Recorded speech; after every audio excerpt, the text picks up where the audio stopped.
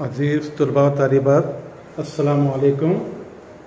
आज हम 8वीं जमात की दरसी किताब जोग्राफ़ी में दर्ज तीसरा सबक जिसका नाम है रतूबत और बादल, इसका मुताला करेंगे और किस तरह से रतूबत और किस तरह से बादल ये जोग्राफिकल तरीके से अगर देखा जाए इसके असरात होते हैं, उसके बारे में हम मुताला करेंगे।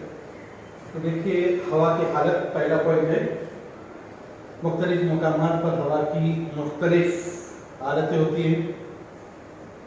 जैसे रेगिस्तानी इलाके में राजस्थान में देखा जाए तो गर्मी का मौसम रहता है, रेत रहती है, और जम्मू कश्मीर में ठंडक बर्फबारी होती रहती है। और हमारे इलाके में जो है करीब ना ज़्यादा ठंड ना ज़्यादा गर्म, मुतदिल मौसम। गर्मी के मौसम में खूब गर्मी, बारिश के मौसम में खूब बारिश लास्टक चल रही है, और ठंडी के मौसम में खूब ठंडी। ये हमारे इलाके का मौसम, आबोहवा या हवा की हालत।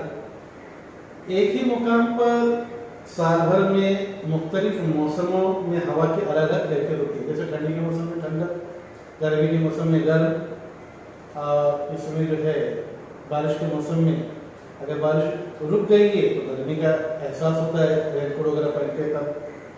और बारिश हो रही है बहुत खूब, तो मौसम में ठंडक महसूस की जाती है। फिर है दूसरा पॉइंट है अमल तफकीर। तो अमल तफकीर में पानी के भाप या आबी बुखार में तब्दील होने के अमल को अमल तफकीर कहते हैं।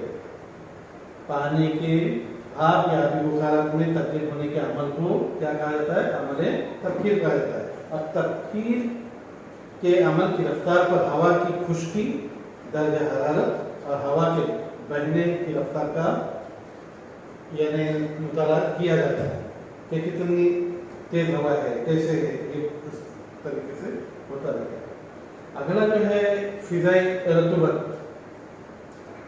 तो फिजाई रतूबत में हवा में बुखारात के तनासब के लिहाज से हवा की रतूबत का जो है तयन किया जाता है। हवा में रतूबत जो है कम हो तो ऐसी हवा खुश्क होती है, और जिस हवा में रतूबत ज्यादा होती है वो हवा जो है मरतूब होती है। अगर कम हो तो खुश्क और ज्यादा हो तो मरतूब। फिर आता है हवा की बुखारात समोने की सलाहियत यानी गुंजाइश।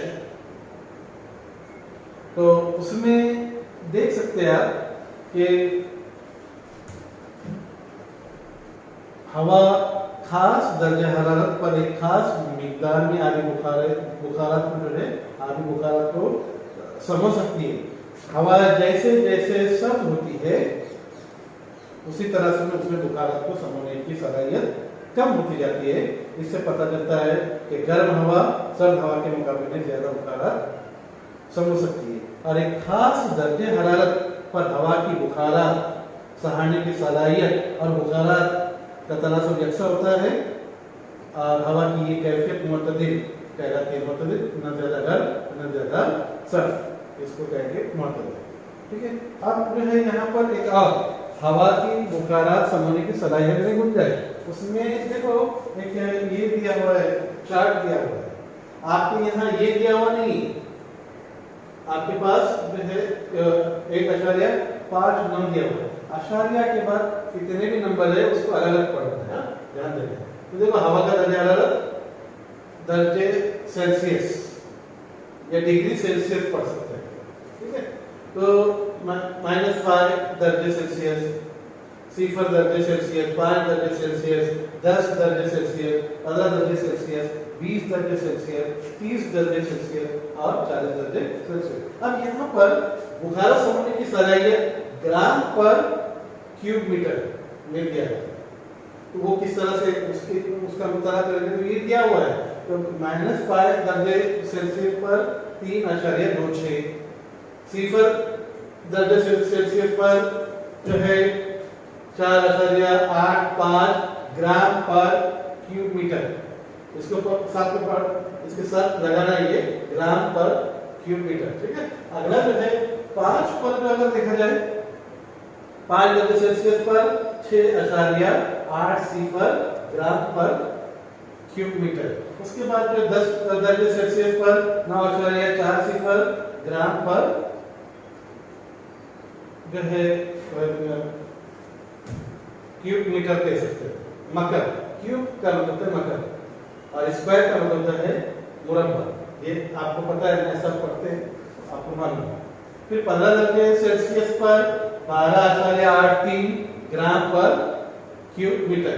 फिर 20 डिग्री सेंटीग्रेड पर 17.3 सिफर ग्राम पर क्यूब मीटर। और उसके बाद 30 डिग्री सेल्सियस पर 30.37 ग्राम पर क्यूब मीटर और 40 डिग्री सेल्सियस पर 51.12 जो है ग्राम पर क्यूब मीटर है। तो ये मैथ्स का हुआ। अब ये जो फर्क है, ये फर्क ये आपको कैसे जानना है वो मैं बता रहा हूं आपको कि बुखारा समूह की सलाहियत का फर्क ग्राम पर क्यूब मीटर में। तो ये फर्क कैसे जानोगे? ये दूसरे में से पहला वाला निकालो तो वो फर्क ये रहेगा। फिर इन दो में इनमें से ये निकालो तो ये फर्क रहेगा, इनमें से ये निकालो तो ये फर्क रहेगा, इनमें से ये निकालो तो ये फर्क रहेगा। तो इस तरह से आपको करना है कि एक स्टेप नीचे देखो 4.85 में से 3.26 का माइनस करते हैं आपको 1.5 ना बचेगा। ऐसी इसके बारे में ये हो गया, इसके बारे में ये हो जाएगा, इसके बारे में ये, इसके बारे में यहाँ, इसके बारे में यहाँ पर, इसके बारे में यहाँ, इसके बारे में यहाँ पर। तो आप एक देख लेते हैं कि 51.12 में से 30.37 माइनस कर देंगे तो 20.75 रहेगा। तो ये मैथ्स जिसका पक्का हो उसे समझ में आ जाएगा। और अशारिया के बाद जो है वो हर नंबर अलग अलग पढ़ना, इस बात का भी ख्याल रखना है। तो ये आपकी किताब में ये नहीं दिया हुआ है, ये निकाला गया है। तो किस तरह से? दूसरे में से पहला निकाल कर ये आ रहा है। ठीक है, ऐसे ये पूरा करना। अगला जो है मुतलक रतूबत।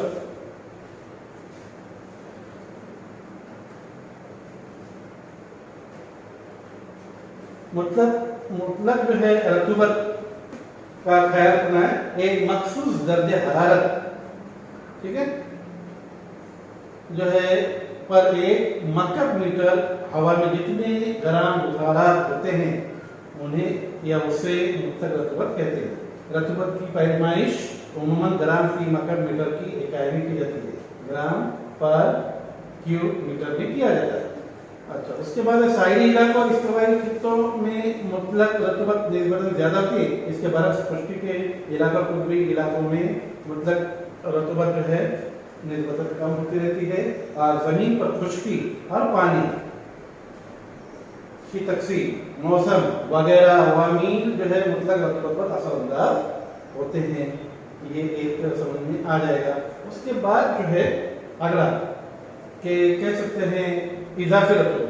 तो इजाफी रतूबत जो है एक मखसूस दर्जे हरारत पर एक मकब मीटर हवा की मुतलक रतूबत और उसी दर्जे हरारत पर हवा की बुखारा समझने की सलाहियत के तरह से को इजाफी रतूबत कहा जाता है। और दर्जे हरारत में तब्दीली के लिहाज से हवा में बुखारत का तनासुब बदलता है और इसके नतीजे में इजाफी रतूबत में भी तब्दीली वाक़ई होती है। इजाफी रतूबत उम्मन सुबह और रात में कम और दिन में ज्यादा होती है। देखो क्या ठंडा मौसम शाम के बाद, रात के बाद से लेकर सुबह तक, लेकिन उसके बाद फिर गर्मी बढ़ती जाती है दिन भर। फिर जैसे शामों में वो जो है कम हो जाता है। साहिली इलाकों में इजाफी रतूबत ज्यादा, रेगिस्तानी इलाकों में कम होती है। फिर अमले तकसीफ और अमले जो है अंजुमन। तो देखो अमले तकसीफ के लिए फिजा में गैस की शक्ल में मौजूद आबी बुखारात का पानी की शक्ल में तब्दील हो जाना अमले तकसीफ कहलाता है। किसका? पानी का। अमले इंजमात जो है आबी बुखारात का ठोस शक्ल में तब्दील होना अमले इंजमात कहा जाता है, यानी मुंजमद हो जाता है। बर्फ जिसको कहते हैं। और बर्फ कैसा होता है? ठोस होता है। पानी कैसा होता है? बहने वाला होता है, मार होता है। तो ये एक हो जाता है। और उसके बाद जो उड़ता है, यानी अपने सूरज की किरणों से या सूरज की रोशनी से पानी जो है भाप बनकर उड़ जाता है और वो गैस की शक्ल में उड़ता है और फिर बादल बनते हैं और फिर उसके बाद बारिश की सूरज का करिश्मा है। अगला जो है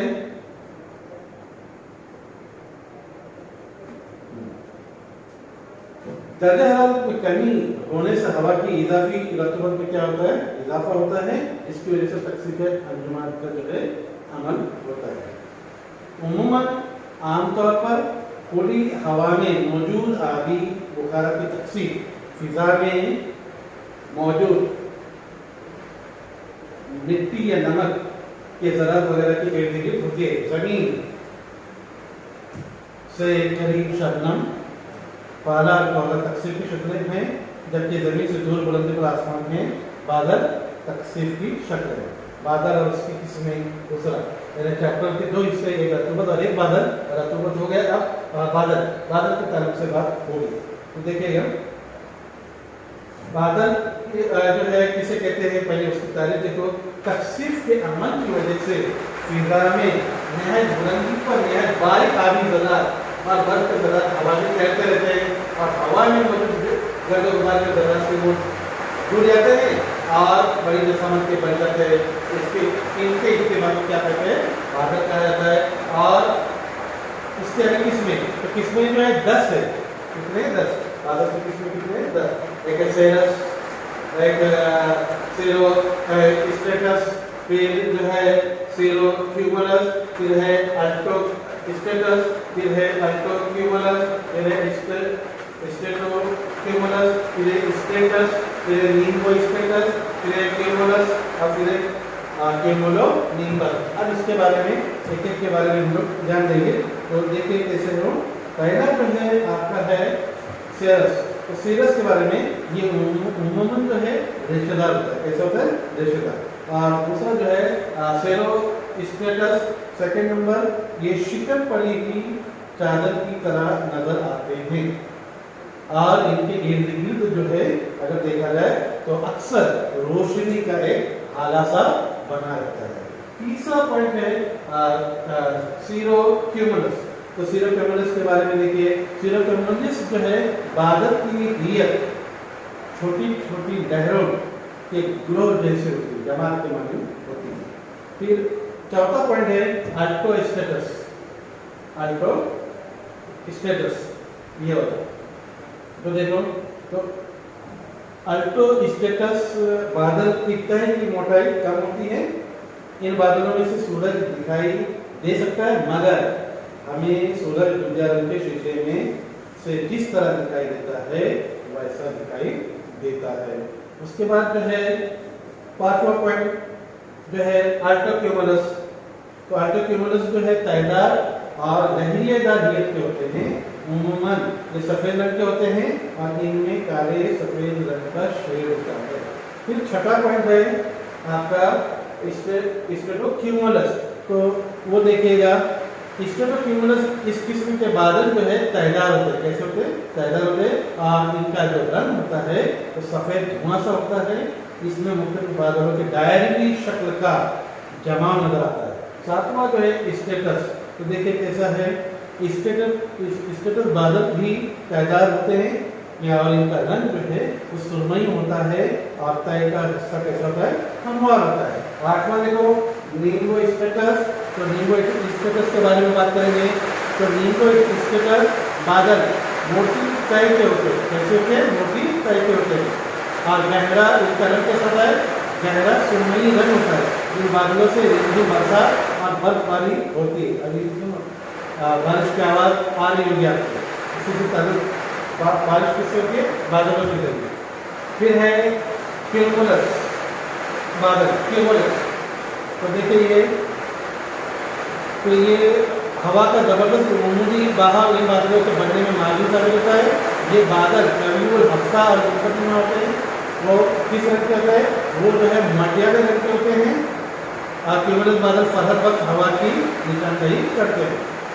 उसके बाद जो है अगर देखा जाए वही बाद अवकात ये क्यूमुलस जो है इन बादलों की उमूदी वहाँ से इतनी बढ़ जाती है कि वो क्यूमुलोनिम्बस बादलों में क्या हो जाते हैं, तब्दील हो जाते हैं और फिर क्या होती है, बारिश होती है। जैसे अभी सुनाई दे रही है, बारिश हो रही है। और आखिरी है क्यूमुलोनिम्बस। तो क्यूमुलोनिम्बस जो है ये मखसूस पदार्थ के हामिल बादल तूफान का इशारा होते हैं। जब आजकल तूफान की अलामत बताया है, अतिवृष्टि होने वाली है, 3 दिन बताया गया, तो इस तरह से जो है बारिश के बादल के बनने पर असर अंदर होते हैं। और ये रंग, इसका रंग कैसा होता है, ये काले, ये बादल जो है काले रंग के निहायत घने अजीमुल हफ्सा दिखाई देते हैं। इन बादलों का ऊपरी सिरा जो है आयरन की तरह मुस्तिल दिखाई देता है। इन बादलों में गरज और चमक दोनों होते हैं। तूफानी बारिश के साथ इन बादलों से कभी कभी ओले भी बरसते हैं, लेकिन ऐसी बारिश ज्यादा देर तक कायम नहीं रहती। और इन बादलों से बरसने वाली बारिश के कतरे कैसे होते हैं, बड़े बड़े होते हैं। कैसे होते हैं, बड़े बड़े नजर आते हैं। इस तरह से आप अपनी किताब में ये सफा नंबर 22 पर शक्ल नंबर 3.9 पर दिया हुआ है क्यूमुलोनिम्बस बादल के बारे में। तो आप देखेंगे ऊपर की तरफ पॉजिटिव है, नीचे की तरफ नेगेटिव है। वो जो है समझ में आ जाएगा कि आसमान में पाए जाने वाले अजीमुल हफ्सा क्यूमुलोनिम्बस से बिजली की कड़क के साथ जो है बारिश होती है। इन बादलों की ऊपरी सतह कैसे होती है, मधबद्दे की शक्ल में दी हुई, और निचली सतह पर कैसे मनफी माइनस, देखो दिखाई दे रहा है, बर्फ की कुव्वत होती है। बादलों के नीचे जमीन भी हमेशा कैसी होती है, मजबूत कुव्वत की हामिल होती है। और बिजली के अतराफ की हवा जो है बिजली की बहुत ज्यादा हरारत की वजह से एकदम फैल जाती है और जोरदार गड़गड़ाहट या ये गरज की आवाज, गड़गड़ाहट या गरज की आवाज सुनाई हमें देती है। फिर आप जानते हैं बादल का फटना अभी जैसे हुआ लास्ट टाइम अपने इलाके में, कि और खासकर महाराष्ट्र के मुख्तलिफ इलाकों में बादल का फटना सुनते हैं, सुने तो बादल का फटना बारिश की एक किस्म, तेज ऊंची हवा की वजह से जमीन की जाने आने वाले बारिश के कतरे जो है बादलों में ही रोक दिए जाते हैं। ये बूंदे ओलों में तब्दील होते हैं। किसमें होते हैं, ओलों में, जिसको ज़ालाबारी कहते हैं। इस वजह से बादल कैसे होते हैं, वजनी हो जाते हैं। इस वजन को उमूदी हवाएं संभाल नहीं पाती और बड़े बड़े ओलों के साथ मूसलाधार बारिश होती है। इसी को क्या कहते हैं, बादल का फटना कहते हैं। किसी छोटे या मखसूस जमीनी हिस्से पर 100 मिलीमीटर या उससे ज्यादा बारिश होती है। ऐसा उम्मन पहाड़ी इलाकों में होता है। हमारा इलाका कैसा है, पहाड़ी इलाका है। हिमालयी सिलसिले की रियासतों में इस किस्म की बारिश होती है। इसी तरह से कोकण में भी पहाड़ी बारिश होती है। आपने देखे, तो इसका मुताला कीजिए, सवाल जवाब देखिएगा, अपने बयान में लिखिए। अल्लाह हाफिज़।